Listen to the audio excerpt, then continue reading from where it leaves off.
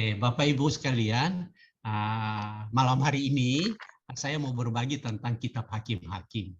Seandainya kalau kitab Hakim-Hakim tidak selesai, nanti kita akan sambung bulan depan, karena bulan depan kita akan berbicara tentang kitab Rut. Dan kitab Rut kayaknya nggak terlalu panjang.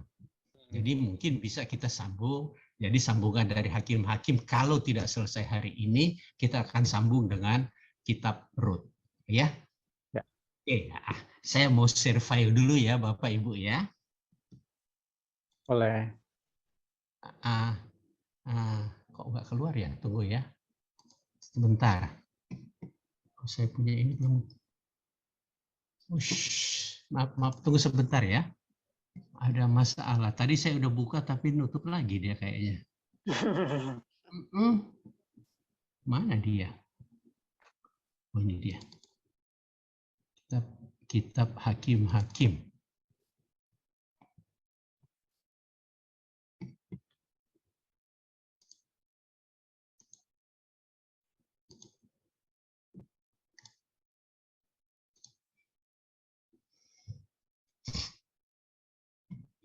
Udah keluar kalian? Udah Pak Bobi. Ya, udah. Baik, oke, saya gedein biar gampang, biar semua bisa lihat.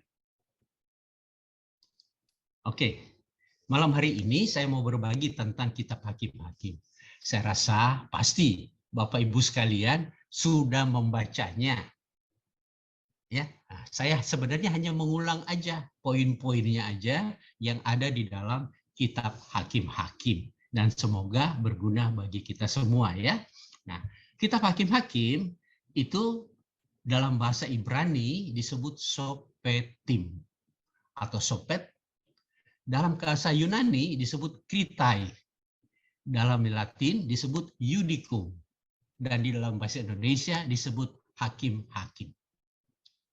Isinya adalah kepemimpinan bangsa Israel sesudah Yosua sampai nanti kita akan kepada kitab Saul. Atau pengangkatan Saul sebagai raja nanti pada kitab 1 Samuel. Masa yang ada di dalam kitab Hakim-Hakim ini diperkirakan kira-kira selama 410 tahun. Dan masa ini disebut masa kegelapan sejarah Israel. Kenapa disebut sejarah kegelapan? Karena di situ kita bisa melihat bagaimana bangsa Israel jatuh bangun, bahkan jatuh berkali-kali. Istilah hakim yang dimaksud adalah pemimpin utama Israel, yaitu mereka yang melepaskan bangsa dari ancaman dan tekanan bangsa asing. Nah, mungkin dapat kita baca pada kitab Hakim bab 2 ayat yang ke-16. Adapun tujuan penulisannya menceritakan sejarah bangsa Israel mulai dari kematian Yosua sampai nanti kita akan sampai kepada kitab Samuel sebagai nabi atau hakim terakhir. Isinya mencatat siklus kejahatan bangsa Israel, di mana mereka meninggalkan Allah dan mengikuti ilah-ilah lain. Akibatnya, Allah menghukum mereka dengan membiarkan mereka ditindas oleh bangsa-bangsa lain. Pada waktu mereka bertobat dan mohon pertolongan Allah, Ia akan mengangkat seorang hakim yang akan menolong mereka. Ya, kita kalau udah baca itu pasti kita udah melihat, waduh betapa banyak kali bangsa Israel jatuh. Sesudah hakimnya mati, mereka kembali kepada kebiasaan-kebiasaan lama. Konteks kita hakim-hakim.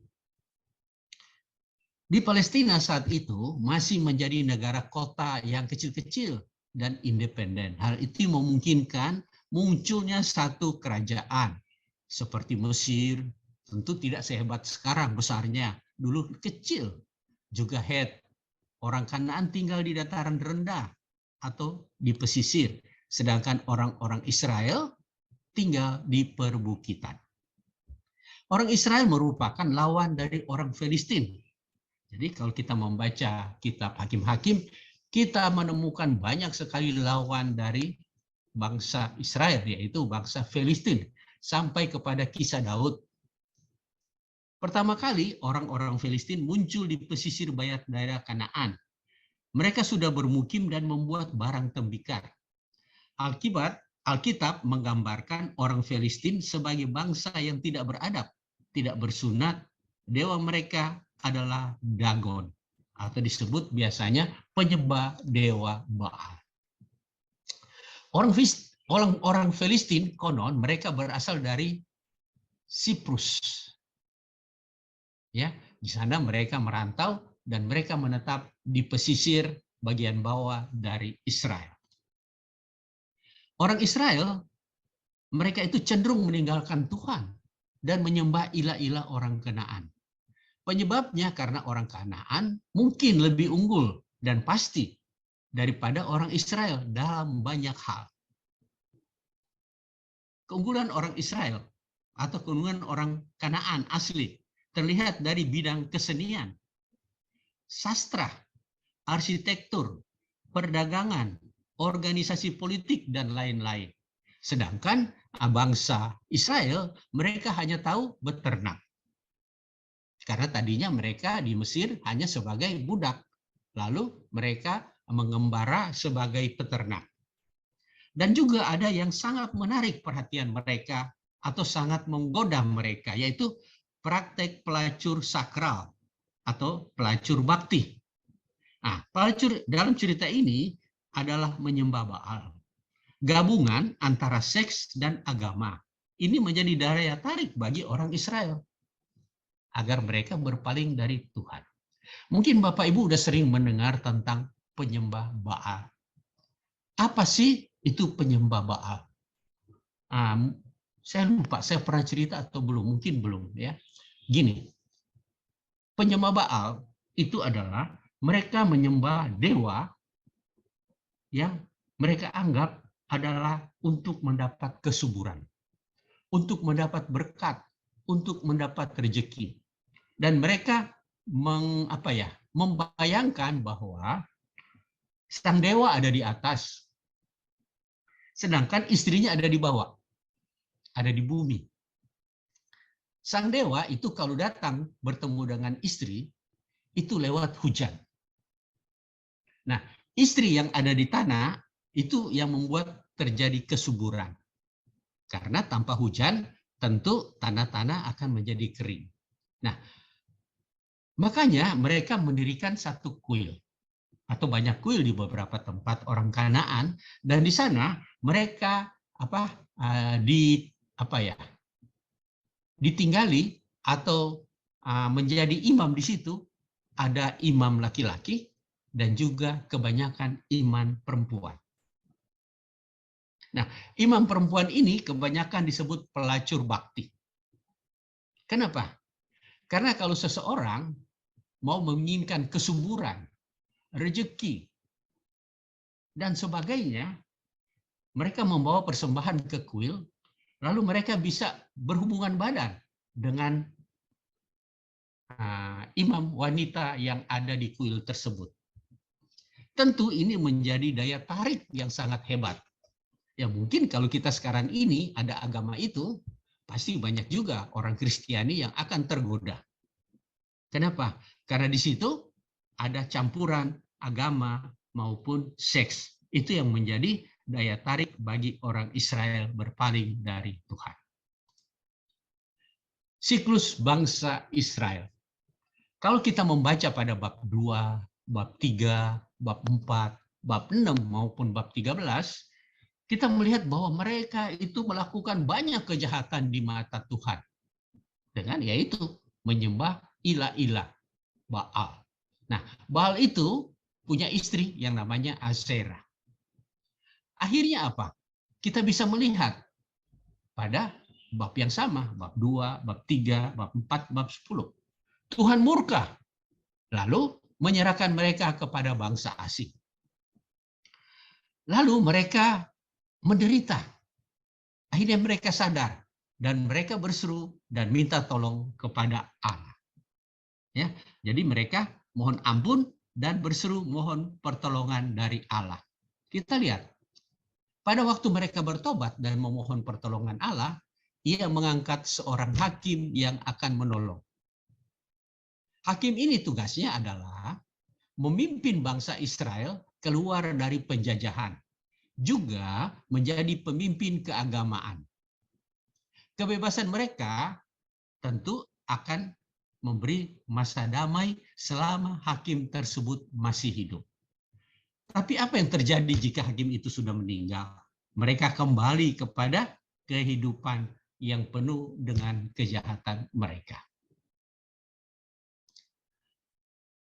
Pemerintahan seorang hakim dikaitkan dengan penyimpangan dari rencana Allah. Allah kan berencana yaitu umatnya harus baik. Tetapi kalau umatnya melakukan kesalahan, akhirnya dikirim seorang hakim. Nah, penyimpangan punya siklus tertentu. Kita bisa lihat, sebenarnya siklus ini hampir sama semuanya. Pertama, Israel jatuh dalam dosa. Ditangkap, diperbudak oleh musuhnya. Lalu mereka berseru kepada Tuhan. Dan Tuhan mengangkat seorang hakim. Akhirnya, hakim tersebut membebaskan, Israel dibebaskan, dan hakim mereka bisa mengalahkan musuhnya lewat pimpinan sang hakim. Mereka lalu kembali beribadah kepada Tuhan. Tetapi, seperti tadi di depan saya sampaikan, begitu hakimnya meninggal, mereka kembali jatuh dalam dosa, meninggalkan Tuhan dan menyembah berhala lagi. Kenapa? Karena agama berhala sangat menggoda mereka. Penulis konon, menurut para ahli orang tradisi Yahudi, penulisnya sendiri adalah Samuel. Dan sampai sekarang itu masih diakui sebagai penulisnya adalah Samuel. Temanya adalah kemurtadan dan pembebasan. Tahu, orang Israel murtad, lalu Allah membebaskan lewat para hakim. Adapun tahun atau tanggal penulisan diperkirakan sekitar tahun 1200 sampai dengan 1050 sebelum Masehi. Kitab ini dapat kita bagi atas 3 bagian besar. Pertama, pendudukan Kanaan, di mana Yosua ketika memimpin bangsanya, mereka menduduki tanah Kanaan. Baru mereka jatuh dalam dosa. Mohon ampun, baru Allah mengirim hakim. Kalau kita membaca kitab suci, ada 12 hakim. Ya. Nah, baru yang terakhir itu adalah bunga rampai sejarah, di mana kita bisa melihat ada terjadi satu kejahatan yang dibuat oleh bangsa Israel, yaitu dari suku Benyamin, yaitu mereka mau ada tamu dan mereka kalau kita bilang memperkosa istri atau gundiknya. Nah, itu yang ada kita lihat. Akhirnya bangsa tersebut, bangsa Benyamin, dikalahkan oleh seluruh bangsa Israel. Tetapi tidak dihabiskan, disisakan bagi mereka yang ya tentu bertobat. Kita bisa lihat ada 12 hakim. Mungkin Bapak Ibu masih ingat hakim-hakim tersebut. 1. Hakim Otniel. Hakim Otniel itu di sini Bapak Ibu. Baru kita melihat yang kedua, hakim siapa? Ehud. Ehud ada di mana? Ada di sini. Dekat Yeriko. Baru hakim yang ketiga adalah Samgar. Ada di daerah utara. Hakim yang keempat, Deborah. Nah, ini satu-satunya hakim perempuan. Kita bisa melihat ada di sini. Salah pencet, maaf. Deborah, ada di sini. Satu-satunya hakim perempuan. Kelima, ada yang namanya Gideon. Ini hakim Gideon. Kita juga keenam, ada hakim yang namanya Tola. Ini dia. Salah lagi pencetannya. sorry. Tola. Ya. Baru kita melihat berikutnya. Ada hakim yang namanya Yair. Di mana dia ya? Nah, kita lihat ada di sini dari suku Manase. Seberang. Kita juga bisa melihat hakim Yefta. Ya, ada di sini. Juga kita akan mendapat hakim Ebsan. Ada di sini. Juga ada hakim Elon. Nih. Ada hakim yang namanya Abdon.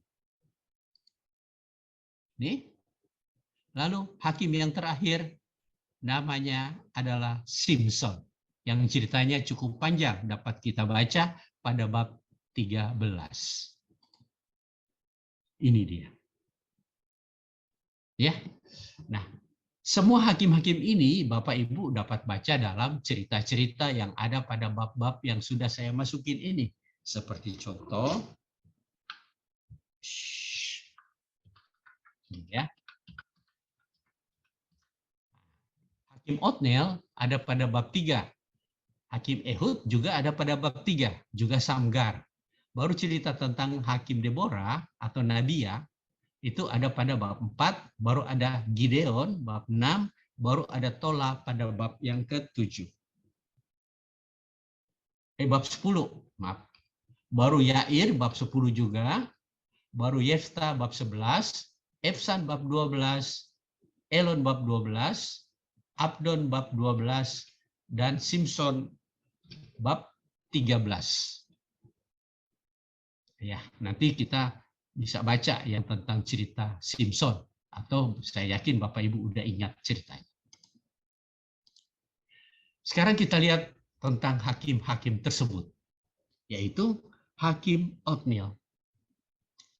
Orang Israel, kalau dalam kita membaca kisahnya, orang Israel melakukan apa yang jahat di mata Tuhan.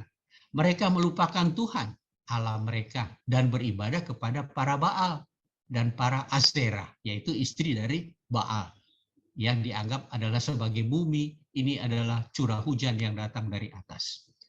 8 tahun orang Israel takluk kepada Kusham Rishathaim, Raja Aram dari Mesopotamia. Sesudah mereka bertemu kepada Tuhan, ia membangkitkan seorang hakim namanya Otniel untuk menghakimi Israel dan berperang dan mengalahkan raja tersebut, Kusham Rishathaim. Sesudah itu negeri itu aman selama 40 tahun lamanya. Kita dapat baca pada bab 3 ayat 7 sampai ayat ke-11, yaitu tentang Hakim Otniel. Lalu ada apa? Hakim Ehud.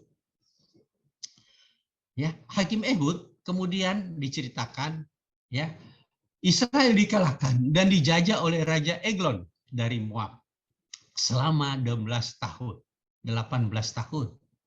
Ada cerita menarik bagaimana Ehud menipu Eglon dengan berkata bahwa ia membawa pesan dari Allah.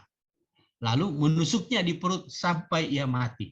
Sesudah menang atas tentara Moab, Israel mengalami damai selama 80 tahun.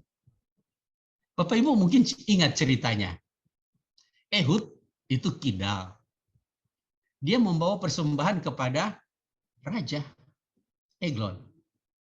Ya, tetapi pedangnya disimpan di dalam jubahnya. Sesudah dia menyerahkan persembahan, dia pergi dan dia balik lagi. Baru dia bilang kepada raja, dia punya pesan dari Allah. Eglon langsung masuk ke dalam satu ruangan tersendiri bersama dengan Ehud.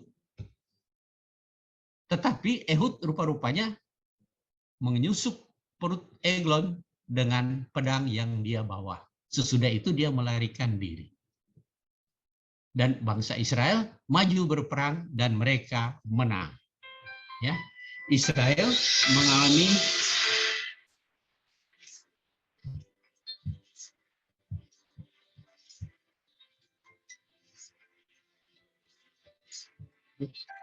maaf Bapak Ibu, ada telepon masuk. Nggak apa. Dan Israel mengalami damai selama 80 tahun. Ya. Nah, lalu sekarang habis Ehud siapa yang kita lihat? Saya mengingatkan lagi ya Bapak Ibu ya, Samgar bin Anat. Nah, ini ceritanya hanya satu ayat. Di situ diceritakan bahwa Samgar bin Anat menewaskan 600 orang Filistin hanya dengan tongkat penghalau lembu dan menyelamatkan orang Israel. Kita bisa lihat dalam bab 3 ayat 31. Hanya satu ayat saja. Tetapi tercatat di dalam kitab Hakim-Hakim. Nah, ini adalah Hakim Deborah. Hakim Deborah ini adalah seorang nabiah. Biasanya disebut nabiah karena dia adalah perempuan. Sesudah Ehud mati, Israel berbuat jahat.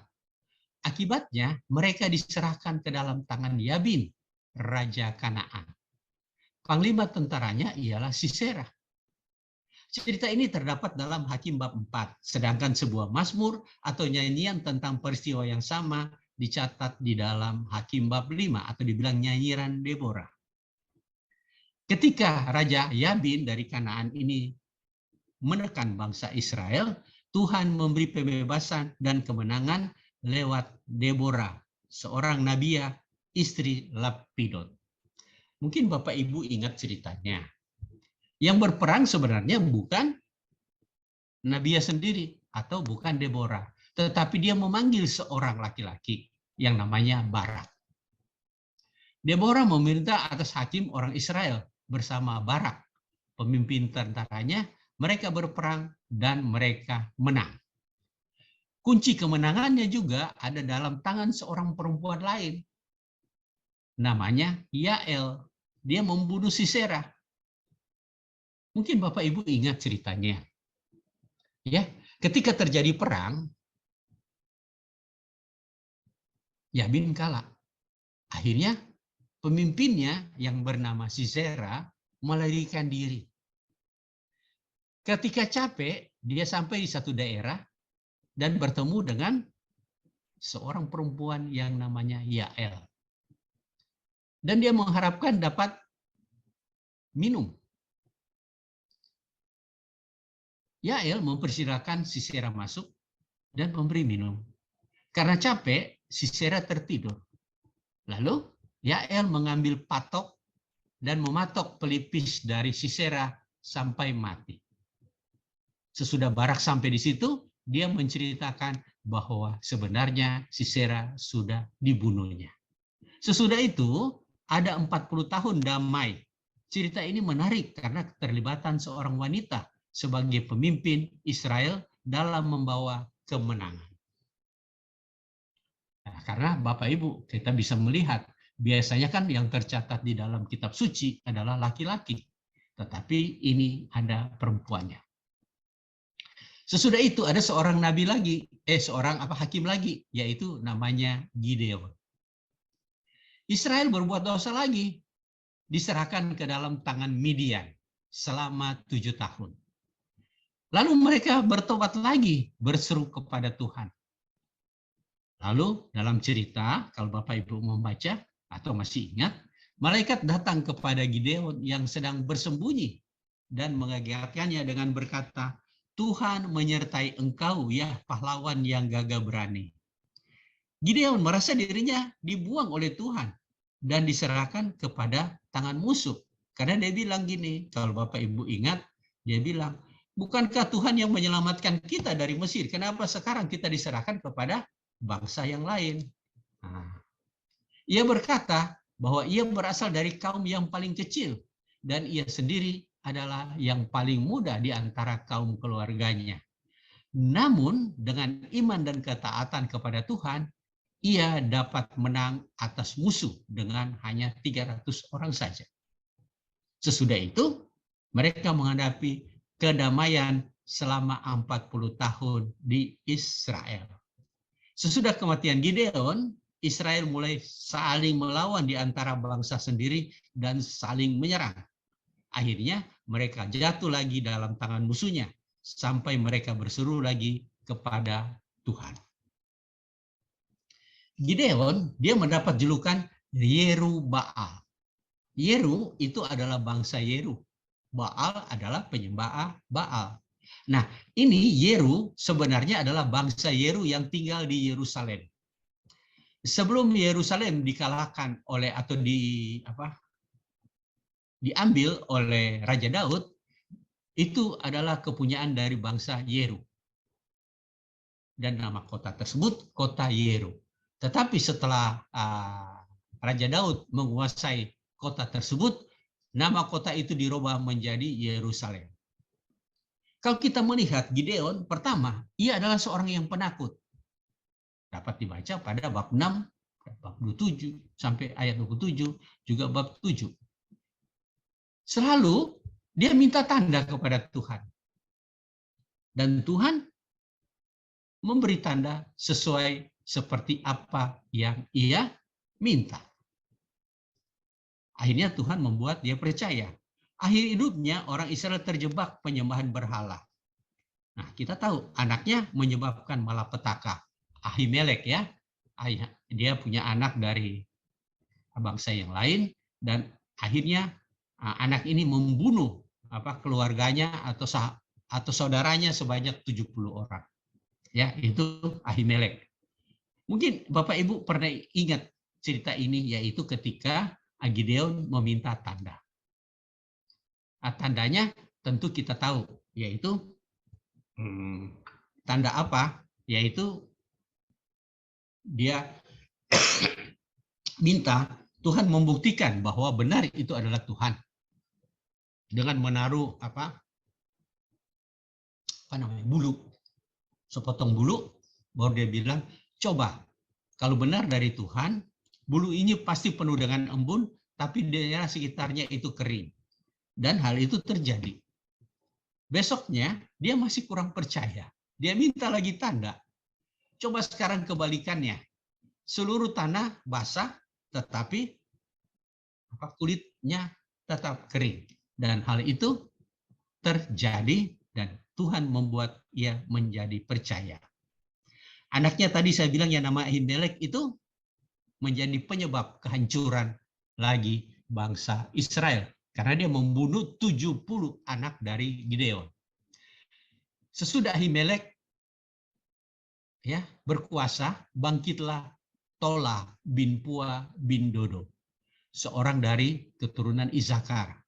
Untuk menyelamatkan orang Israel, ia diam di Samir di pegunungan Efraim. Dan ia memerintah sebagai hakim atas orang Israel 23 tahun lamanya. Kemudian matilah ia, lalu dikuburkan di Samir.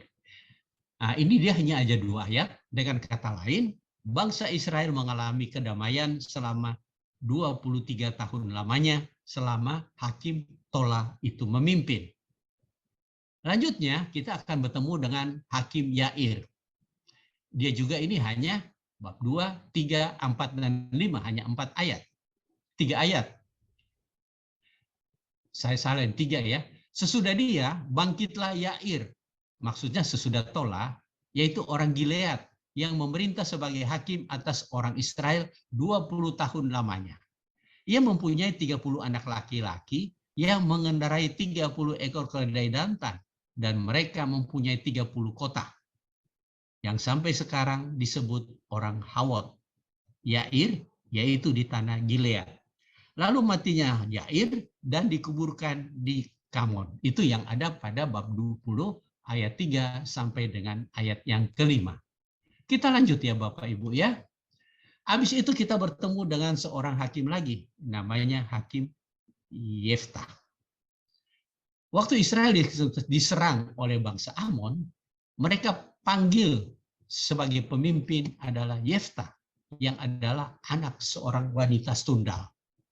Yeftah bernasal kepada Tuhan, dan sebagai akibatnya, ia mempersembahkan anak perempuannya kepada Tuhan. Bapak Ibu ingat nasarnya?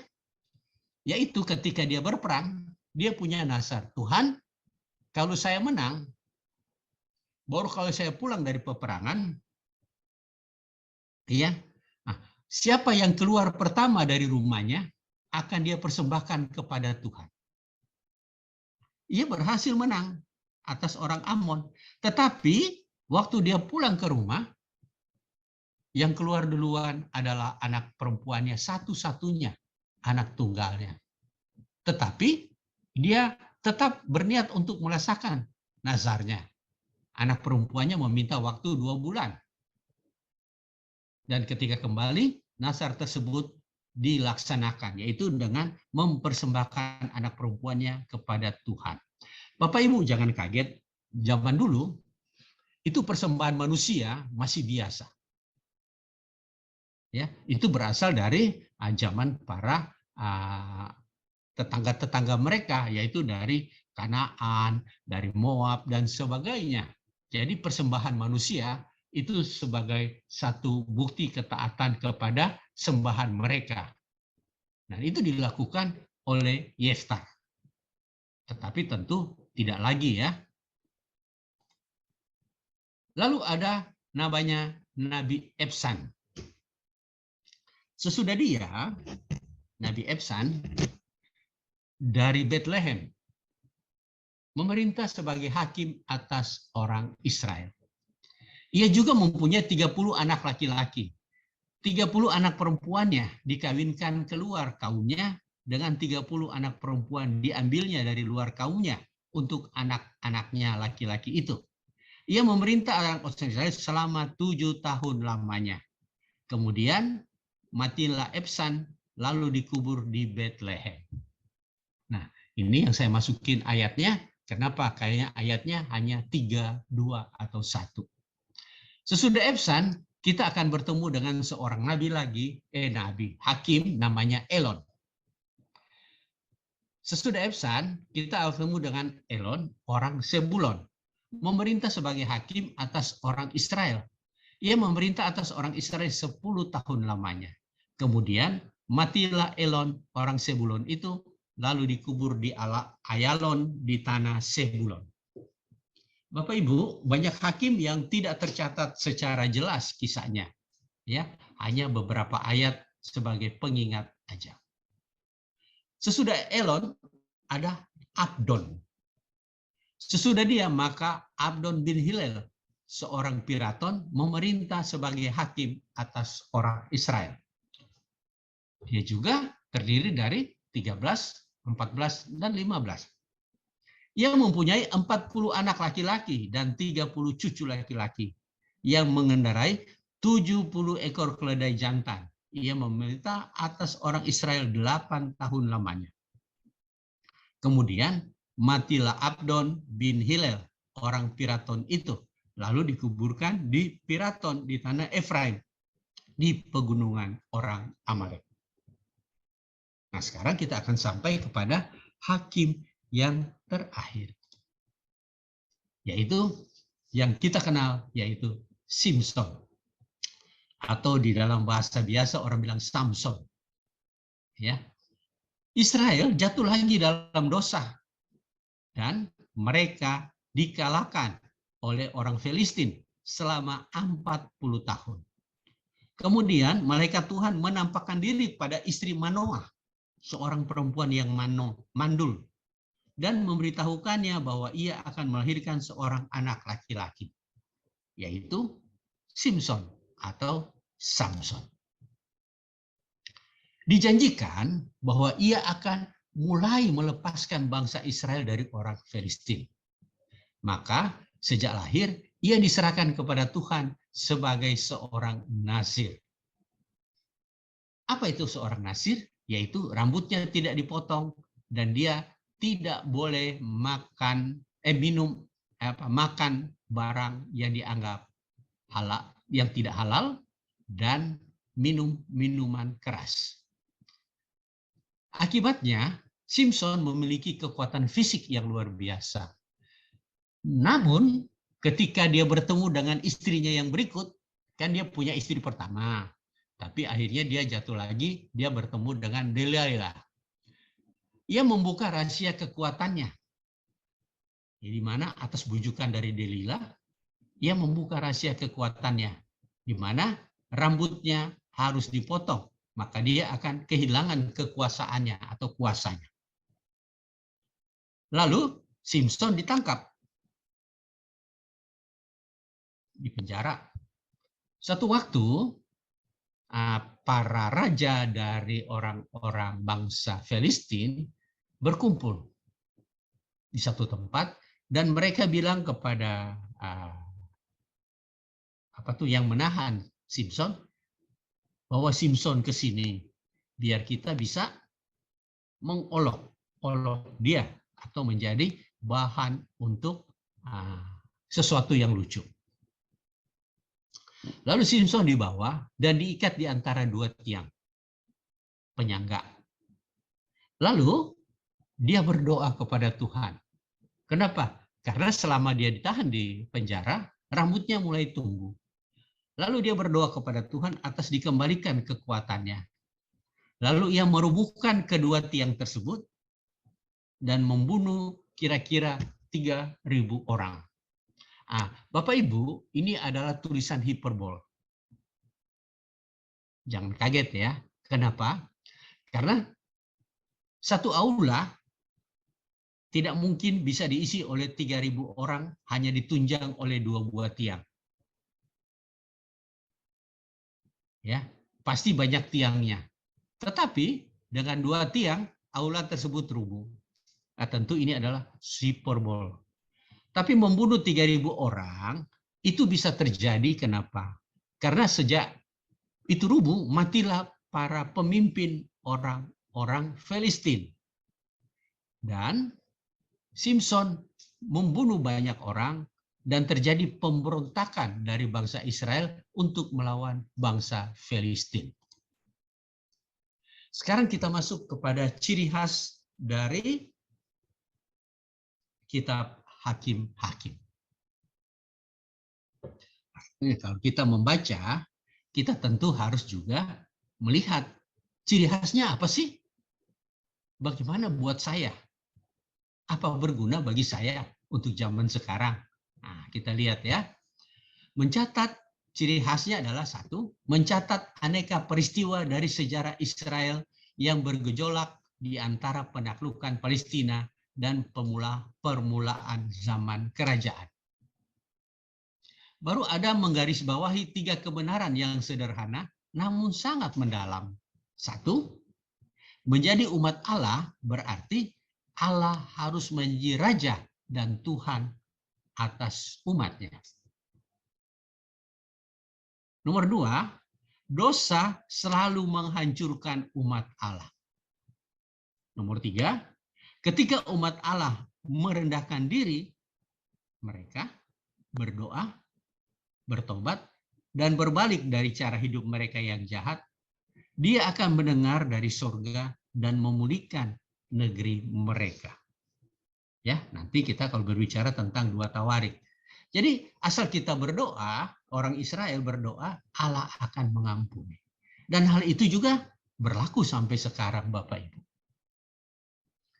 Ya, kalau kita melihat ini hampir sama, bahwa menjadi umat Allah berarti Allah harus menjadi raja. Apa artinya raja? Mengikuti perintahnya. Kalau kita tidak mengikuti perintahnya, tentu akan menghancurkan diri kita sendiri. Tapi ketika umat Allah, ketika kita merendah diri, berdoa, berbalik atau bertobat, Allah pasti akan memulihkan atau mendengarkan kondisi kita. Tetapi dari cerita ini, mungkin kita dapat mengambil satu kesimpulan. Berarti saya, Bapak Ibu, kita semua, jika melakukan dosa berulang kali, Allah sangat sabar dan setia untuk mengampuni kita. Dengan catatan harus ada pertobatan. Ya, dan apa yang terjadi? Allah tidak menghitung sudah 1 kali, sudah 2 kali, sudah 3 kali, 4 kali. Bahkan kita lihat yang terjadi kepada bangsa Israel ada 12 kali yang tercatat. Mungkin aja lebih dari itu. Tetapi Allah tetap menolong bangsa Israel. Meskipun selalu kalau mereka tidak taat akan mendapat hukuman. Jadi kalau kita suka diampuni oleh Allah, bagaimana kita dengan sesama, Bapak Ibu? Kalau saya mengharapkan pengampunan dari Allah, tentu saya juga harus mau mengampuni sesama yang bersalah terhadap saya. Nah, ini inti dari cerita Perjanjian Lama sampai dengan Perjanjian Baru. Kalau saya mengharapkan pertobatan, pengampunan dari Allah, saya juga harus berani memberi pengampunan kepada sesama. Nah, ini yang sangat sulit ya Bapak Ibu ya. Tetapi kalau kita berusaha, tentu hal ini bisa terjadi. Ketiga, menekankan bahwa setiap kali Israel kehilangan identitas sebagai umat perjanjian di bawah perintah Allah, mereka berulang-ulang terjerumus ke dalam lingkaran kekacauan rohani, moral, sosial, dengan akibat setiap orang berbuat apa yang benar menurut pandangannya sendiri. Saya rasa ini sama juga dengan kita ya Bapak Ibu ya. Kalau kita sudah mulai menjauh dari Allah, kita akan terjerumus ke dalam lingkaran kekacauan rohani, kekacauan moral, maupun sosial. Dan akhirnya kita berpikir, ya yang saya buat ini pasti benar menurut saya, bukan menurut Allah. Lanjut ya Bapak Ibu ya. 4. Kalau kita melihat cerita Hakim-Hakim, menyatakan beberapa pola yang berulang kali terjadi dalam sejarah umat Allah di bawah kedua perjanjian, yaitu maksudnya Perjanjian Lama maupun Perjanjian Baru.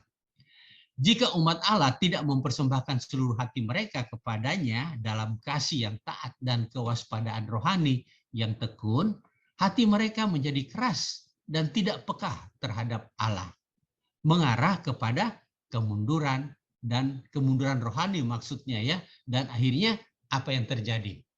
Mulai murtad, tidak taat lagi kepada Allah.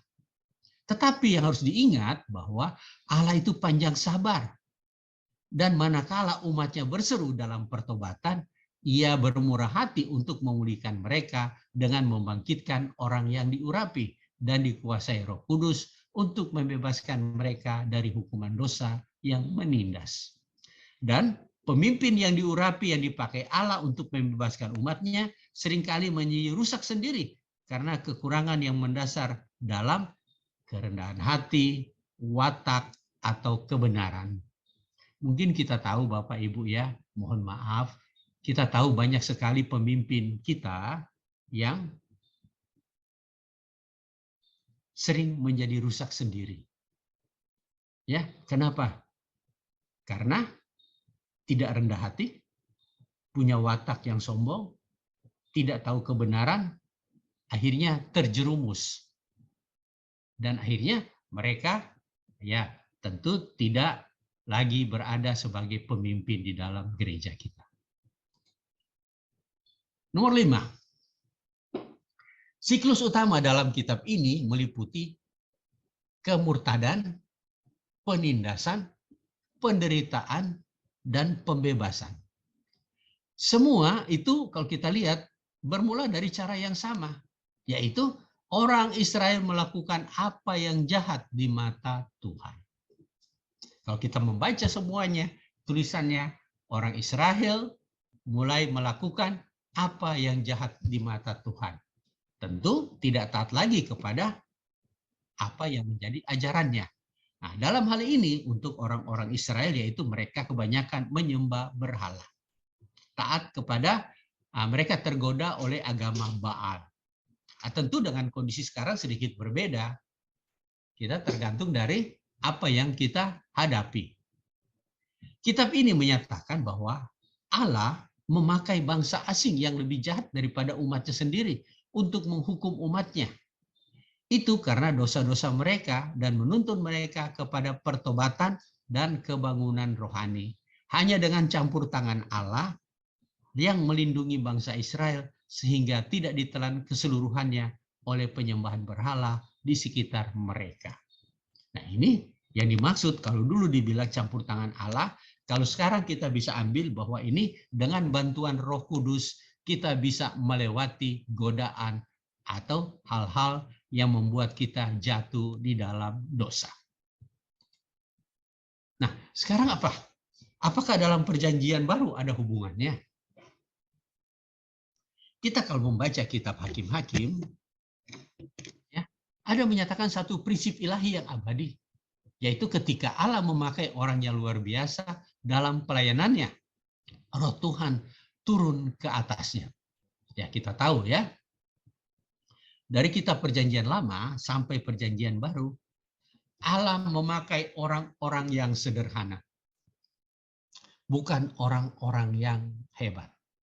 Bahkan kalau kita lihat, ada perempuan, bahkan ada anak dari perempuan sundal, dan sebagainya. Ada orang yang penakut. Tetapi dengan berkaryanya Roh Tuhan, tentu semua ini bisa terjadi. Coba kita lihat. Pada waktu permulaan pelayanan Yesus, Roh Kudus turun ke atasnya ketika ia dibaptis. Matius maupun dalam Injil Lukas. Ya, kita bisa membaca ketika Yesus dibaptis, turun Roh Kudus dalam bentuk seperti burung merpati. Lalu, sebelum Yesus naik ke surga atau kepada Bapa, Yesus memerintahkan murid-muridnya untuk menantikan karunia yang dijanjikan Bapa, yaitu apa? Roh Kudus. Bapak Ibu dapat baca dalam Kisah bab 1 ayat 4 sampai 5. Alasan yang diberikannya ialah bahwa mereka akan menerima kuasa ketika Roh Kudus turun atas mereka. Nah, Bapak Ibu, apakah saya dan Bapak Ibu sudah punya Roh Kudus? Nah, ini yang banyak menjadi pertanyaan. Kalau kita sudah punya Roh Kudus, kita jangan takut di dalam pelayanan-pelayanan atau dalam tugas-tugas gerejawi yang dibebankan kepada kita. Karena pasti Roh Kudus akan membuka jalan, membuat kita berkarya dengan baik sesuai dengan apa yang menjadi kehendak Allah. Di bawah kedua perjanjian, Perjanjian Lama maupun Perjanjian Baru, kita bisa melihat cara Allah untuk mengalahkan musuh dan memajukan kerajaannya, ialah dengan memakai daya, kekuatan, dan kuasa Roh Kudus yang bekerja melalui bejana-bejana manusiawi yang berserah dan taat kepadanya. Maksudnya gini Bapak Ibu, kita harus belajar mendengar tuntunan dari Roh Kudus. Nah, banyak orang bertanya kepada saya, Pak, gimana caranya kita bisa mendengar tuntunan Roh Kudus? Tentu tidak semua orang bisa mendengar tuntunan Roh Kudus. Dulu, waktu saya belajar, saya bertanya kepada guru saya, yaitu seorang pastor. Pastor, saya mau nanya, bagaimana kita bisa membuktikan atau bisa mengetahui ini perintah Roh Kudus atau perintah bukan Roh Kudus? Karena di dalam kita memutuskan sesuatu, ada dua pilihan. Lalu guru saya mengatakan gini, oh gampang. Segala pilihan untuk sesama manusia, untuk kebaikan, itu adalah tuntunan dari Roh Kudus. Lalu, segala pikiran atau tuntunan yang mengajak kita untuk kepentingan pribadi, kepentingan kelompok, suku, dan sebagainya, itu bukan berasal dari Roh Kudus. Terus saya bertanya lagi, bagaimana kita bisa kenal dengan Roh Kudus? Beliau menjawab sangat sederhana. Kamu tahu, ada perbedaan antara tahu dan kenal. Bapak Ibu mungkin masih ingat kata-kata tahu dan kenal? Tahu adalah Bapak Ibu hanya sebatas tahu. Kenal adalah Bapak Ibu mengenal. Tahu itu seperti contoh. Kalau saya sebagai umat Katolik, kita tahu bahwa Yesus itu putra Allah. Kita tahu bahwa kita disuruh melakukan kehendak Allah. Kita tahu bahwa kita kalau tidak melakukan kehendak Allah, kita akan berdosa. Kita tahu jika kita bertobat, kita akan diampuni. Kita tahu bahwa kita punya tugas untuk melayani umat atau sesama. Nah, ada orang bertanya, wah kalau begitu apa bedanya? Setan juga tahu bahwa Allah itu, Yesus itu putra Allah. Setan juga tahu bahwa Yesus itu menebus, mengajar hal-hal yang baik sesuai dengan kehendak Allah. Setan juga tahu bahwa kalau kita bertobat, kita akan diampuni. Dan sebagainya. Baru dia bertanya, apa bedanya kalau kita hanya sebatas tahu dengan setan? Bapak Ibu jangan tersinggung ya. Ini hanya satu contoh atau kata-kata hiperbol. Tujuannya agar supaya kita bisa merenung. Apakah saya cuma tahu atau saya kenal Yesus? Kalau kita cuma tahu, ya setan pun tahu Yesus itu siapa. Tetapi kita harus disertai dengan kenal. Bagaimana biar kita bisa kenal kepada Yesus? Caranya sederhana, yaitu lewat hubungan yang kita kenal dengan rajin berdoa. Berserah kepadanya, mau melakukan apa yang diperintahkan dan yang menjadi teladannya. Kalau kita berusaha selalu melakukan hal tersebut, kita makin lama akan makin dekat dengan Bapa, Putra, dan Roh Kudus. Sama seperti kita pada waktu kita pacaran, kita baru tahu istri atau suami kita sifatnya seperti ini. Tetapi begitu kita menikah, kita makin mengenal dia. Segala apa yang biasa dia lakukan dan sebagainya. Dengan kata lain, harus mempunyai hubungan batin. Ya, dengan Allah, yaitu lewat doa yang dipersembahkan dengan sungguh-sungguh. Dan harus dilengkapi dengan perbuatan-perbuatan nyata. Lanjut ya Bapak Ibu ya. Lalu ada penerapannya. Bagaimana kita menerapkan hal ini?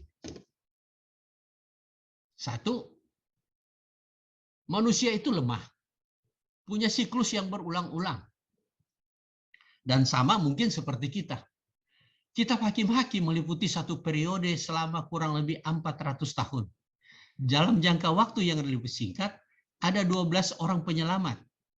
Harus dicari untuk menyelamatkan bangsa Israel dari akibat perbuatan mereka. Mereka bukannya tidak tahu fakta sejarah.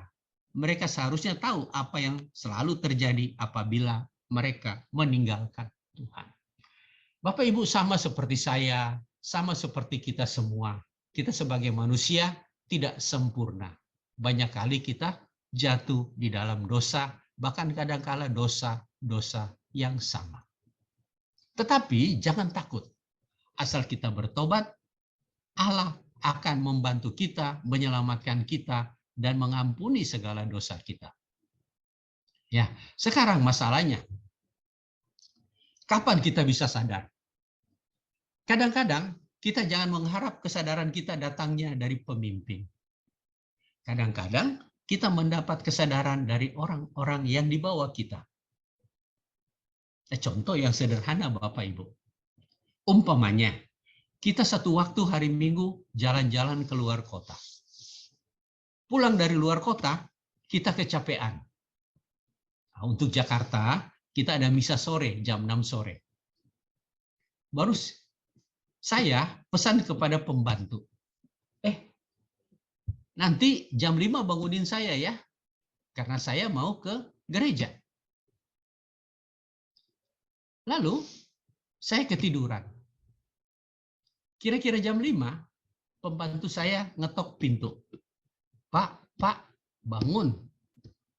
Nah sekarang tergantung saya. Saya marah, orang masih tidur asik, capek, kenapa kamu bangunin? Atau saya sadar, oh iya, ini adalah panggilan Tuhan. Agar supaya saya bisa ke gereja. Juga ada contoh yang ada dalam keluarga Bapak Ibu. Mungkin suami istri sedang bertengkar. Lalu anak yang masih kecil yang masih ikut bina iman, tiba-tiba bilang, Mama, Papa, jangan bertengkar. Kan Tuhan Yesus marah kalau orang berantem. Nah, itu adalah suara Tuhan, Bapak Ibu. Yang membuat kita akan kembali kepada kehidupan yang diinginkan oleh Allah. Ya, lanjut ya Bapak Ibu ya penerapannya. Namun demikian, berkali-kali mereka menjalani rute yang sama, yaitu rute pemberontakan. Yang kita pelajari dari sejarah ialah bahwa kita tidak pernah belajar apapun dari sejarah. Secara rohani, hal ini rupanya benar. Manusia tanpa Allah tidak berdaya. Orang Kristen tanpa roh Allah tidak dapat menguasai keadaan atau keinginan batinia. Kitab Hakim-Hakim memberikan kepada kita suatu pelajaran yang tidak dapat disangkal, yang menunjukkan betapa kita memerlukan seorang penyelamat. Kalau dulu adalah Yesus, sekarang siapakah penyelamat kita? Penyelamat kita adalah orang-orang yang dipakai oleh Allah untuk memberitahukan kesalahan-kesalahan kita. Siapakah orang-orang tersebut? Ya, kita akan lihat bahwa orang-orang tersebut adalah bukan hanya dari orang yang di atas kita, tapi juga orang-orang yang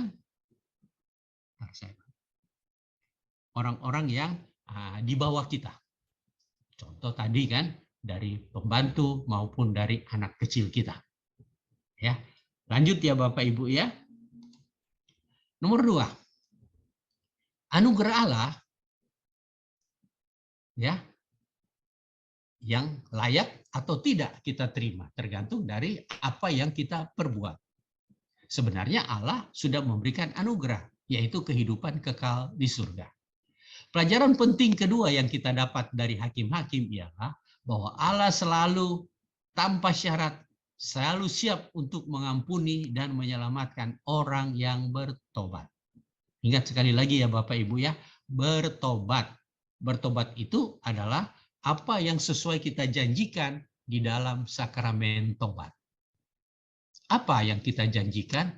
Banyak kali kita lupa atas janji kita di dalam bilik sakramen tobat.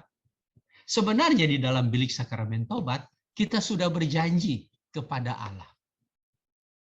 Lewat romo atau lewat pastor. Apa janji kita? Mungkin Bapak Ibu ingat.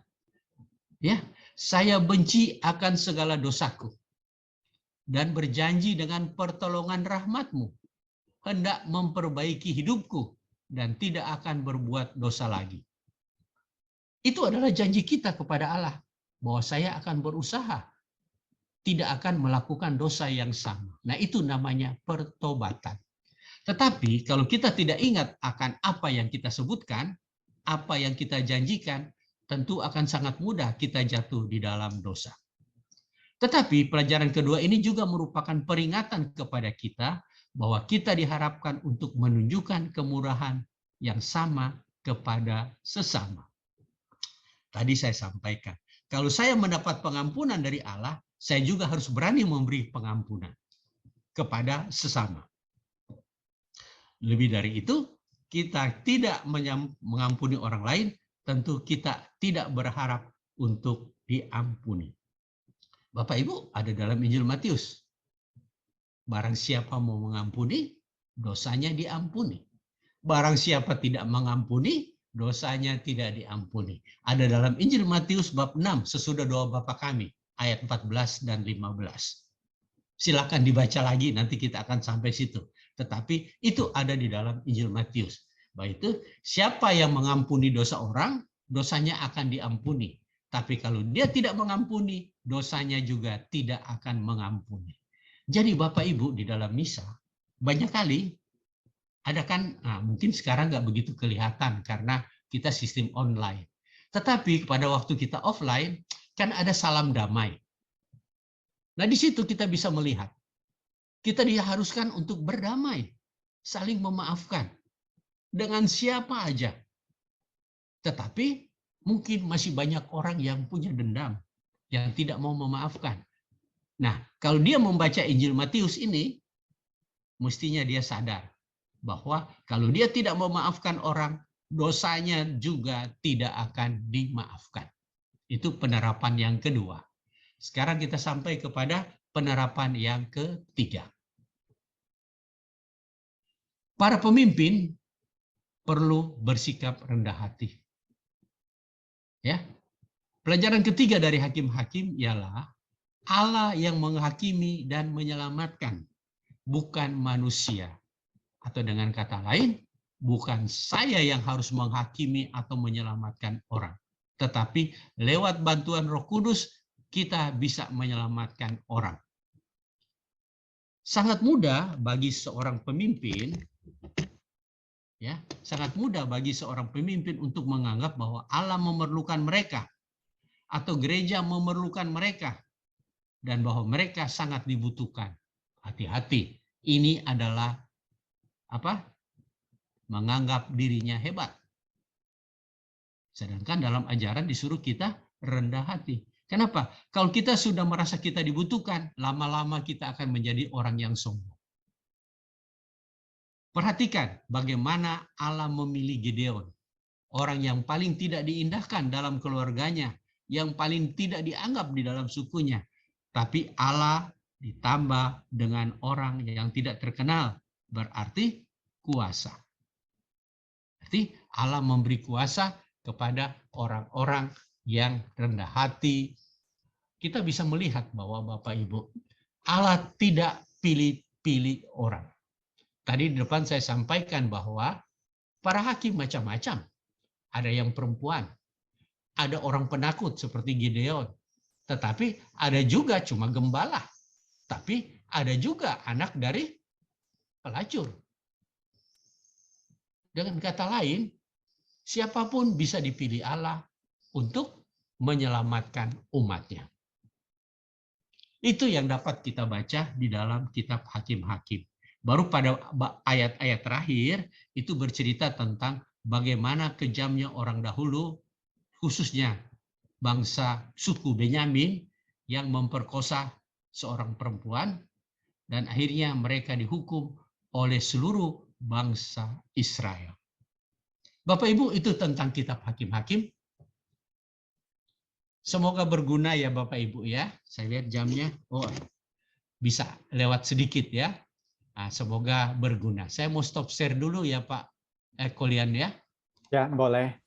Terima Nah, kasih, Bobby. Jadi udah selesai ya. Nanti kalau iya, misalnya semoga berguna ya. ya berguna, jadi kita bisa refleksi apa Ya, yang bisa kita pelajari dari kitab Hakim-Hakim ini. betul. Terus nanti bisa ada tanya jawab, Iya, boleh ya? saya belum dapat pertanyaan dari Kolian Memang ya. belum ada, Iya, belum ada ya. nggak ada yang masukkan pertanyaan. Nanti Karena memang kita kisah hakim-hakim itu bentuknya adalah kisah-kisah sederhana. ya. Ya. Ya, tapi yang saya ceritakan ini atau yang saya sampaikan kepada Bapak Ibu sekalian itu adalah maknanya. Intinya bagaimana kita menerapkan itu di dalam hidup kita sehari-hari agar kita sesuai dengan kehendak Allah. Kenapa? Karena dalam Injil Matius bab 7 ayat 21 dikatakan, bukan mereka yang berteriak-teriak panggil namaku masuk kerajaan surga. Tetapi saya yakin Bapak Ibu sudah tahu lanjutannya, yaitu mereka yang melakukan kehendak Allah. Jadi bukan hanya berdoa aja, tetapi harus berkarya. Selain berdoa, kita harus berkarya. Itu baru lengkap. Tapi kalau cuma berdoa terus, belum tentu ya Bapak Ibu ya. Jadi harus ada karya terhadap sesama. Itu kira-kira Kolian dan Ibu Yuli. Ibu Yulia dan teman-teman Terima yang lain. kasih. Sama-sama. Sekarang ini kita lanjutkan dengan pengumuman dulu. Nanti setelah pengumuman, kalau ada yang mau bertanya, silakan. Baru nanti kita lanjutkan dengan penutup. Doa penutup. Sebentar ya, saya share screen dulu.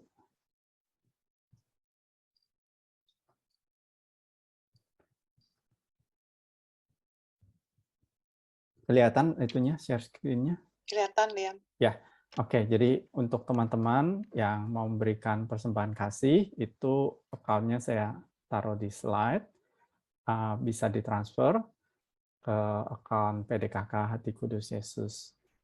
Nah, nanti 2 minggu lagi, gambarnya berubah, 2 minggu lagi, ya 2 minggu lagi kita akan ada pengajaran dengan Bapak Kristianto Purnomo, belajar ketaatan dan kerendahan hati dari Nabi Elia.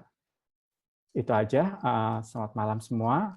Kalau ada yang mau bertanya, dipersilakan bisa unmute atau bisa taruh di chat. Bentar. Oh, ada yang tanya apakah materi boleh dibagi. Nanti gini, Ibu Ani, kita record ini, jadi kalau Ibu mau bisa lihat di recordingnya di Zoom-nya CIC Sydney. Kasih WhatsApp-nya aja kali. Ya, boleh juga. WhatsApp-nya. Ya, WhatsApp-nya supaya digabung di grup. Ya udah, nanti kasih ke Tante Jul. Kalau belum ada yang bertanya, saya mau bertanya nih, Pak Bobi. Silakan kalian. Ini tentang Hakim-Hakim 18. Hakim-Hakim 18 ya. 18 yang ayat ke-27 gitu ya. Ya, saya melihat 27 dan 28. 7:28. Ya, mau nanya apa Pak Kolian? Nah, ini saya baca cerita ini, saya merasa kok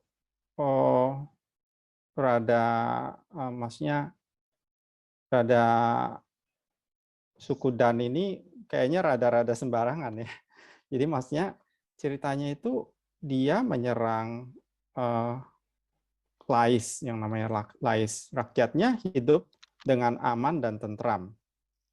Nah, 18, saya lihat 19, sorry salah. 18 ya. Ayat yang ke-27.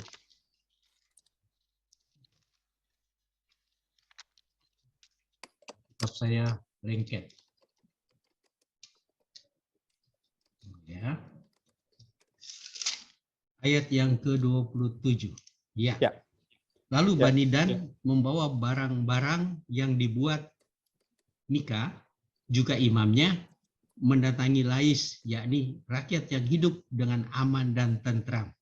Mereka memukul orang-orang itu dengan mata pedang dan kotanya dibakar. Tidak ada orang yang datang menolong, sebab kota itu jauh dari Sidon, dan orang kota itu tidak bergaul dengan siapapun juga. Letak kota itu di lembah Bet Rehob. Kemudian Bani Dan membangun kota itu kembali dan diam di sana. Pertanyaan dari kalian apa? Pertanyaan saya begini, apakah sebenarnya itu tanah yang sudah diberikan untuk Bani Dan? Atau sebenarnya enggak gitu, mereka ceritanya kayak mengambil tanah orang aja gitu dengan memukul kalah rakyatnya yang sebenarnya bukan, kalau dibaca sepertinya tidak seperti orang Kanaan yang jahat itu, makanya Tuhan mau rakyat Israel, bangsa Israel untuk memusnahkan mereka, tapi ini sepertinya justru orang yang damai, baik-baik aja justru dicaplok begitu. Ya, kalau kita baca sebelumnya, kalian, orang yang damai ini tidak mampu membantu mereka pada waktu mereka membutuhkan. Kalau kita baca ayat-ayat sebelumnya, ya mungkin ingat ya kalian ya, bahwa ketika suku Dan memohon bantuan dari suku Lais, mereka tidak mau membantu. Ya, akhirnya mereka keluar dari kota tersebut. Setelah mereka mendapat hasil yang dari efod, baju dari imam ya, sama patung Allah yang dibuat oleh si siapa tuh, saya lupa namanya. Si Mika ini, bukan yang dibuat oleh Mika. Mereka kembali ke kota Lais dan menghancurkan. Oke. Nah, apa yang kita dapat dalam hidup kita? Nah, ini yang menjadi bahan renungan juga, Pak. Bahwa orang yang di Lais, mereka merasa hidup udah tentram, udah aman. Ngapain bantu orang? Bodoh amat. Tetapi akibat perbuatan mereka, mereka mendapat celaka. Mungkin itu yang dapat kita ambil. Kita jangan lihat ceritanya, tapi mengambil intinya. Bahwa jika kita tidak membantu orang, ya mungkin satu waktu kita akan mengalami kecelakaan. Kira-kira sederhananya gitu, Kolia. Oke, ya. Terus itu ya barang-barang yang dibuat Mika ini sebenarnya Mika ini tuh dia kan kalau nggak salah ngangkat satu orang untuk jadi imamnya gitu ya. Itu Ya. apa sebenarnya imam beneran atau imam yang tidak resmi gitu sebenarnya? Menurut aturan orang Yahudi, yang harus menjadi imam adalah keturunan Lewi. Lewi, ya. Kebetulan orang ini tadinya orang asing, tapi dia bilang dia keturunan Lewi. Makanya sebelumnya di Mika dia diangkat menjadi imam. Lalu ketika siapa lagi lupa saya, suku Dan ini mengambil apa yang Mika buat, yaitu patung menyerupai Allah, ya kan ya, terus baju efod, terafim dan sebagainya. Nah, imam ini ditawarkan untuk tetap ikut mereka. Kenapa? Karena suku Dan tidak punya hak untuk menjadi imam. Yang berhak menjadi imam adalah suku Lewi. Nah, orang yang ada di Mika itu adalah dari suku Lewi. Makanya dia diminta untuk menjadi imam. Tapi dia jadi imamnya sebenarnya tidak melakukan dengan cara yang benar kan sebenarnya? Dengan buat patung itu. Tidak, mungkin bagi kita sekarang ini kita anggap tidak benar. Tapi zaman dahulu berbeda, Kolia. Zaman dulu itu siapa yang tidak taat kepada Allah, siapa yang tidak mau membantu Allah harus dibasmi. Ya, bahkan ajaran itu masih dipegang oleh beberapa kelompok sampai sekarang ini. Ya. Ya, jadi itu adalah ajaran-ajaran zaman dahulu. Makanya kalau kita membaca dari kitab Yosua, kenapa kok kejam amat ya? Satu kota dibunuh semua. Sampai kambing domba pun dibunuh. Iya, betul. Keterlaluan sebenarnya kalau kita baca. Tetapi kita jangan berpikir kondisi sekarang. Kita berpikir kondisi pada zaman dahulu, kalian. Yang memang itu adalah kejadian zaman dahulu merupakan prasyarat bahwa orang kafir harus dihabisin. Kenapa? Konon takut bangsa Israel tergoda atas ajaran-ajaran orang. Jadi kalau mereka menguasai satu kota, orang kafir harus habis semua. Kenapa? Karena kalau ada berdasarkan pengalaman mereka bisa tergoda, mungkin menikah dengan anaknya dan akhirnya bisa ya seperti cerita Salomo kan, menikah dengan orang yang lain, akhirnya tergoda, akhirnya dia menyembah berhala. Itu yang menurut pemikiran zaman dahulu ya Pak. Berbeda setelah ada Yesus, mengampuni kan lebih baik daripada menghakimi. Jadi kita jangan berpikir yang sekarang, kita berpikir yang zaman dulu kalian. Nah, bagi mereka adalah wajar. Bukan dia melakukan hal yang tidak wajar, tetapi bagi mereka zaman itu ya itu satu keharusan yang harus mereka lakukan. Sebenarnya untuk sekarang kan nggak cocok. Jadi kita kalau membaca kisah yang dulu, kita mengambil yang baiknya, yang dulunya kita buang. Jangan kita tetap pegang. Kalau ada musuh kita habisin. Benar nggak Ibu Yulia? Iya benar. Terlalu banyak kejamannya. Memang zaman dulu kejam. Makanya orang bilang, kok banyak orang bertanya, kayaknya kok Allah zaman dulu itu kejam banget. Allah sekarang itu baik. Sebenarnya sih sama aja. Dari dulu Allah itu baik. Tetapi ya adat istiadat yang berlaku pada waktu itu adalah sebagai gitu. Seperti contoh kalau kita lihat tadi Yair yang dia punya nasar mempersembahkan siapa yang keluar pertama dari rumah, yang keluar kebetulan anak tunggalnya perempuan satu-satunya. Tetapi dia takut kalau dia tidak melakukan nasar nanti dia mendapat hukuman. Makanya dia melakukan nasar tersebut. Kalau sekarang kan enggak. Tapi bagi kita sekarang hati-hati jika bernasar. Ya, betul. Yang dapat kita ambil ya. Kalau kita bernasar kita harus penuhi. Banyak kali orang bernasar lupa akan nasarnya jika dia sudah mendapat apa yang dia impikan. Umpamanya, dia bernasar, aduh kalau saya jadi orang yang berguna, atau saya menjadi orang kaya, atau orang terkenal, saya akan taat kepada Tuhan. Umpamanya. Tetapi apakah dia ingat ketika dia berhasil? Nah ini yang menjadi pertanyaan. Hati-hati kalau bernasar. Ya, jadi sebaiknya kita kalau bernasar harus diingat. Kenapa? Kalau nasar itu adalah janji kepada Tuhan. Oleh Pak Bobby Pak, atau Pak Hari ya, silakan. boleh, silakan Pak Hari. Hari ya. Kalau boleh sedikit sharing begitu. Saya pernah dengar satu homily lah ya oleh seorang bishop yang berbasis di California. Dan memang ini topiknya pada waktu itu yang disampaikan adalah violence in the Old Testament. Ya, itu yang dipermasalahkan oleh banyak orang, yang dipertanyakan mengapa kok begitu banyak violence di Old Testament itu, di Perjanjian Lama. Dalam Perjanjian Lama. Ya, itu di pertanyaan apa headline-nya lah, headline. Gitu.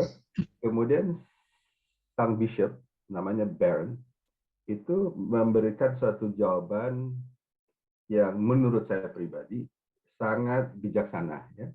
Dia bilang begini,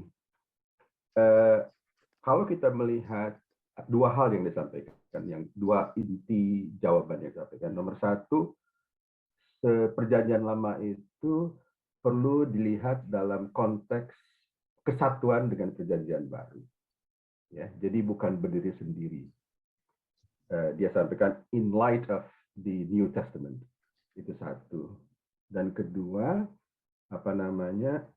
yang di dalam Perjanjian Lama tersebut, beliau bilang bahwa yang tercatat di dalam Perjanjian Lama, semua violence tersebut adalah memang kejadian yang terjadi.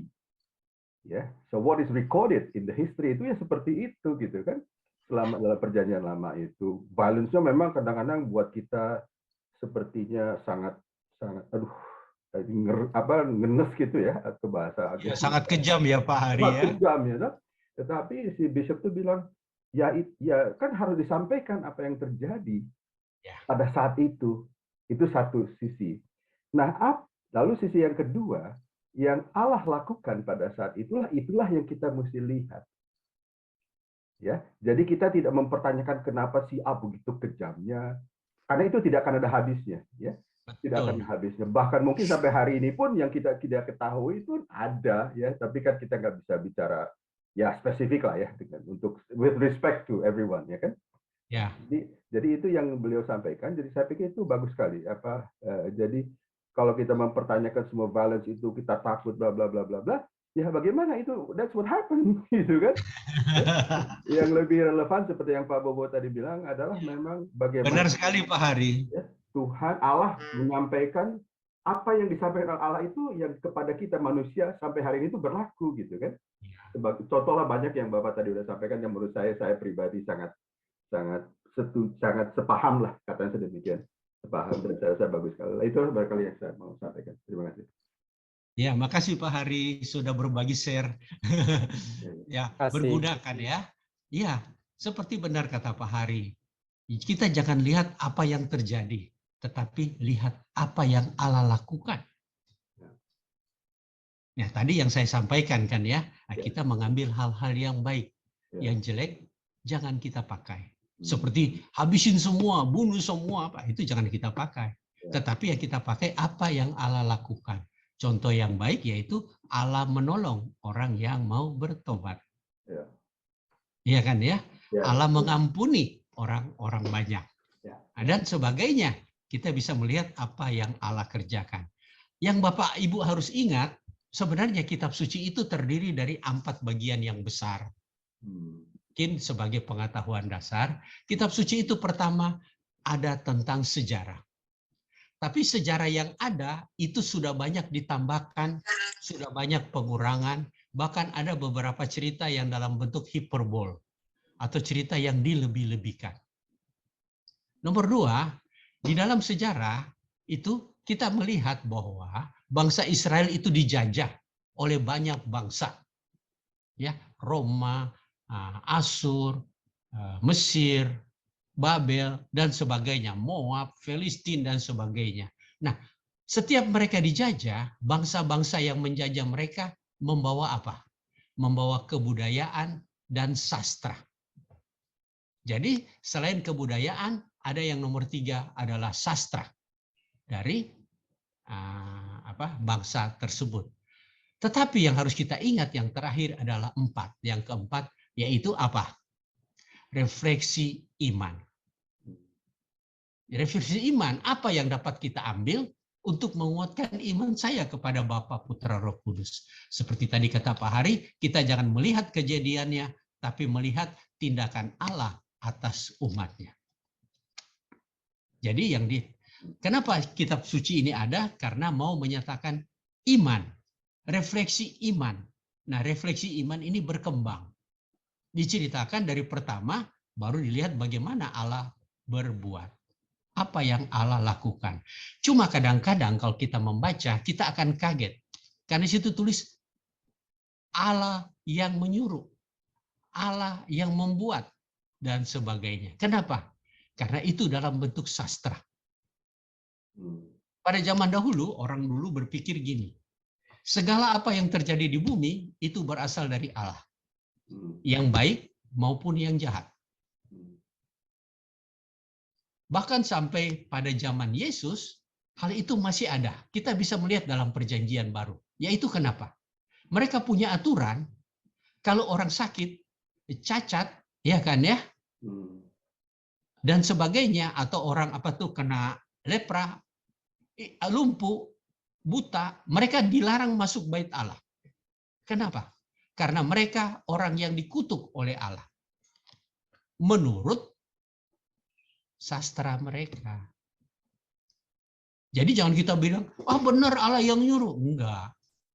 Itu adalah sastra yang berpengaruh di dalam isi kitab suci. Karena kalau kita lihat kitab suci kan ditulis beribu-ribu tahun. Nah, jadi yang harus kita ingat bahwa yang penting di sini adalah refleksi iman. Bagaimana kita melihat refleksi iman bangsa Yahudi yang baik-baik yang dapat kita ambil di dalam hidup nyata kita sehari-hari. Boleh saya tambahkan satu lagi? Silakan Pak Hari. Bagus kok Pak. Saya lupa tadi ada satu hal lagi yang bisa. Ada satu lagi yang ketiga. Ya. Karena aku udah didengerin beberapa lama yang lalu. Nah, yang ketiga ini dia bilang begini. Karena ada juga beberapa orang yang bertanya ya kepada si bishop itu. Tapi Tuhan juga kan Allah dia bilang juga melakukan sesuatu yang ya dikatakan kejam tanda kutip, ya membunuh sampai mati dan sebagainya. Lalu jawaban bishop ini begini, kita ini diciptakan oleh Allah, artinya kita ini memang dimiliki 100% oleh Allah. Amin. Ya toh? Karena dengan segala macam isinya lah, ya kan? Bukan hanya kita, tapi segala macam isinya. Artinya, Allah ini mempunyai kuasa penuh atas kita. Atas ciptaannya. Atas ciptaannya, sorry ya. Ciptaannya, secara lengkap lah ya. Ya. Jadi artinya bahwa apa yang Allah melakukan terhadap kita, ini terserah Allah, bukan terserah kita. Betul, Pak. Ya, jadi itu kita mesti terima, dia bilang. Karena kita tidak punya hak apa-apa sebetulnya, kita hanya seperti yang Pak Bobo bilang tadi kan, bahwa kita diberikan hari ini masih bisa ngobrol begini aja kan suatu karunia, suatu pemberian kan, bukannya suatu hak yang kita dapat kan.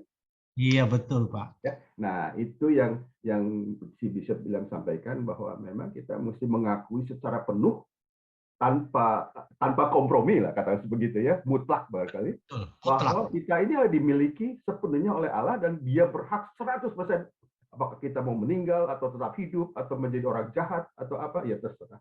Iya. Ya, betul. Itu barangkali tambahan satu lagi. Betul Pak Hari, betul sekali. Makanya kalau kita membaca surat Rasul Paulus mengatakan gini, hendaklah kita bersyukur senantiasa.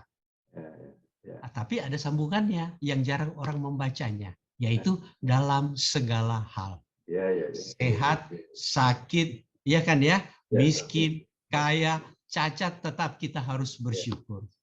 Kenapa? Kalau kita berpikir bilang Allah jahat, tentu kita akan mendapat kesalahan. Karena itu semua adalah hak Allah. Benar Pak Hari? Ya. Itu bukan saya ngomong sih, ini saya cuma mengutip aja. Iya benar, tapi ini disampaikan bagus Pak. Mestinya kata-kata ini nanti disampaikan pada waktu perjanjian baru. Tapi Pak Hari sudah menyampaikan yang bagus. Dan ini berguna bagi kita semua kan? Iya. Iya. Ya itulah. Makasih Pak Hari ya. Sama-sama. Ya. Senang juga saya rasa summary yang Pak Bowo tadi sampaikan, menurut saya dengarkan dengan seksama tadi, dan barangkali itu summary-nya cukup komprehensif. Apa yang kita lakukan, apa yang harus kita lakukan. Thank you. Iya benar. Yang membuat kita bisa masuk surga, banyak orang berpikir, oh saya bisa masuk surga karena perbuatan saya. Sebenarnya di dalam ajaran gereja bukan. Itu karena rahmat dari Allah. Sebelum kita melakukan sesuatu, kita sudah mendapat surga, Pak. Lewat kematian Yesus di kayu salib. Tetapi sangat sulit mempertahankan surga tersebut. Kenapa? Karena cara hidup kita. Makanya di dalam Injil Matius tadi saya sampaikan bab 7 ayat 21, bukan mereka yang berteriak-teriak memanggil namaku masuk kerajaan surga, tetapi mereka yang melakukan kehendak Allah. Karena Allah sudah memberi kita secara cuma-cuma. Jadi kita kalau membalas, jangan mengharapkan balasan. Kita harus tetap memberikan juga secara cuma-cuma. Ya, makasih Pak Hari. Sama-sama Pak. Saya terima kasih. Iya, sama-sama Pak. Sharing yang bagus Pak Hari. Thank you. Ya, terima kasih. Ada teman-teman yang mau bertanya lagi? Kalau enggak, kita bisa tutup di sini. Iya, karena kalau di sana udah malam, saya masih sore. 9:30 baru masih siang. Baru 9:30 ya? It's Friday, thank God it's Friday. So. Ya, Liani mau tanya? Iya benar. Liani, ya. Malam Pak Bobi, malam semuanya. Malam Ibu Liani. Ya, Pak Bobi saya mau nanya ya. Itu yang mengenai tadi Bapak ada mengenai suara apa Roh Kudus. Ya. Kalau saya sering mengalami seperti ini, Pak. Apakah itu suara Roh Kudus? Jadi setiap kali kalau saya mau do something, saya pasti akan tanya gitu. Tuhan, aku ingin melakukan ini gitu. Sampai hal yang sekecil-kecilnya saya juga tanya gitu. Sampai saya kan kayak saya kan setiap weekend saya buat makanan gitu kan. Ya. Setiap kali saya mau bikin makanan atau saya mau berapa yang harus saya bikin gitu, atau siapa yang perlu saya tawarin gitu, itu selalu saya bicara dulu gitu, seperti bicara gitu. Tuhan, saya mau jualan apa minggu ini, dan apa yang saya mau buat, dan berapa banyak yang harus saya buat gitu. Terus ini saya ada contoh satu, ini baru aja terjadi hari ini gitu ya. Saya kan ada jualan risoles, pas kebetulan saya punya lebih ada 20 pieces gitu. Saya kalau mau tawarin, saya bisa gitu. Ada beberapa langganan customer saya, tapi ada suara di dalam hati saya, hold on Gani, hold gitu kan. Akhirnya saya masih bilang sama anak saya bilang saya masih ada lebih 20, tapi saya masih belum tahu kepada saya mau buat siapa. Saya bilang gitu. Tapi ternyata benar hari ini tiba-tiba ada orang yang mau pesan sama saya, itu persis 20 pieces gitu. Itu saya mau tanya Pak, apakah itu memang suara Roh Kudus? Ataukah itu memang suara dari hati nurani saya aja gitu? Gini, di dalam ajaran gereja, hati nurani kita itu diperintah atau dikaryakan oleh Roh Kudus. Tetapi kadang-kadang nurani kita memberontak dari perintah Roh Kudus. Ya Ibu ya, saya bersyukur Ibu bisa mendengarkan hal tersebut. Tidak semua orang bisa mendengarkan. Kenapa? Banyak orang mendengarkan, jual aja untuk kepentingan pribadi kan. Tapi Ibu menuruti hal tersebut. Itu tadi saya sampaikan, segala yang untuk kepentingan orang itu adalah perintah Roh Kudus. Tetapi pada waktu Ibu disuruh hold, Ibu kan nggak tahu itu perintah Roh Kudus atau enggak. Ya. Tetapi begitu ada yang butuh 20, Ibu langsung sadar bahwa itu memang adalah Roh Kudus. Ya berarti Ibu sering berdoa, makanya lebih sensitif. Ya, kenapa kita manusia ada gini Ibu? Kalau di dalam ajaran gereja, agak panjang ceritanya dikit ya, nggak panjang saya potong-potong. Pada waktu Allah menjadikan manusia, Allah menghembuskan ruahnya. Pernah baca ya pada kitab Kejadian. Ruahnya atau rohnya. Nah, roh itu tinggal di dalam diri manusia. Tetapi sayangnya roh itu dipendam oleh manusia, tidak berkarya. Dalam tanda kutip, manusia terjerumus di dalam keinginan-keinginan duniawi, kata Rasul Paulus. Bukan keinginan rohani, tetapi keinginan badani, duniawi. Ya. Nah, karena itu terjadi terus, Allah bingung. Ini konon menurut cerita ya. Akhirnya gimana caranya biar umatnya tahu apa yang Allah kehendaki. Makanya datang Yesus. Nah, di dalam gereja Roh Kudus itu dibilang, di dalam ajaran gereja itu dibilang sense fidei, Ibu. Sense tentu Ibu tahu ya, perasaan. Fidei adalah perasaan iman. Nah, itu yang kita sebut dalam bahasa Indonesia hati nurani. Nah, sekarang bagaimana saya bisa menangkap maksud dari hati nurani saya? Seperti tadi yang saya bilang, rajin berdoa dan melakukan apa yang menjadi perintahnya atau yang menjadi kehendaknya. Tujuannya untuk sesama manusia, bukan untuk keinginan pribadi atau kelompok atau sebagainya. Jadi paling nggak untuk semua manusia, sesama kita. Kenapa? Yang harus kita ingat, Allah mencintai semua ciptaannya. Dan semua rencananya kita tidak tahu. Rencana Allah tidak ada seorang pun yang tahu. Hanya Allah yang tahu. Seperti tadi share dari Pak Hari, mati pun Allah yang atur. Sakit pun Allah yang atur. Semuanya Allah yang atur. Dan kita tidak boleh komplain. Itu namanya berserah kepada Allah. Itu Ibu Liani ya. Terima kasih udah berbagi Ibu Liani. Ya, terima kasih Pak. Ya. Jadi kita bisa mengambil contoh yang baik dari Ibu Liani. Setiap melakukan sesuatu, sebaiknya kita berdoa dulu. Pasti kita akan mendapat hasilnya. Tetapi hasil yang kita dapat jangan sesuai keinginan pribadi. Tapi sesuai dengan apa yang kita terima dari Roh Kudus. Nah, itu yang sulit untuk menerima perintah dari Roh Kudus. Itu harus butuh banyak berdoa, lebih kenal kepadanya, ya, banyak melakukan kehendaknya, makanya kita akan peka terhadap apa yang disampaikan oleh Roh Kudus kepada kita semua. Makasih Ibu Liani ya. Terima kasih Pak. Terima kasih Liani. Om Frans mau ngomong? Enggak. Oke.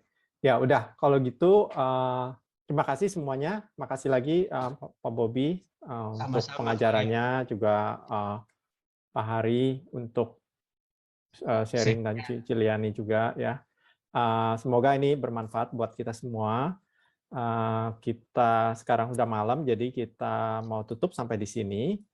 Saya persilakan Tante Feni untuk tutup dengan doa. Tante Feni-nya udah tidur dan titip saya untuk doa penutup. Pak Francis aja yang berdoa. Oke. Terima kasih banyak Pak Bobi dan semua yang hadir pada malam hari ini. Sungguh luar biasa apa yang Tuhan berikan melalui Pak Bobi. Dan kini kita mau tutup. Marilah kita hening sejenak. Biarlah kita arahkan hati, pikiran, segala keberadaan kita. Dalam nama Bapa dan Putra dan Roh Kudus. Amin. Sungguh besar kasih setiamu ya Allah, Bapa, Putra dan Roh Kudus.